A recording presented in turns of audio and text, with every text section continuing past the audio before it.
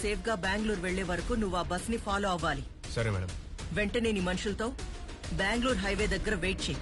Okay madam.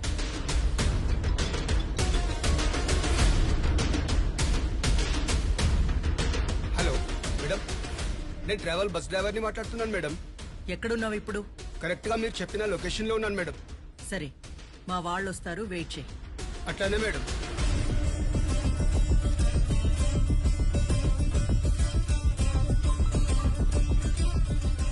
చెప్పండి madam. Bus వచ్చింది, వెంటనే అక్కడి నుంచి బయలుదేరిపోండి. అలాగే మేడం. బస్సు వచ్చిందంట, బయలుదేరండి బయలుదేరండి, కమాండ్.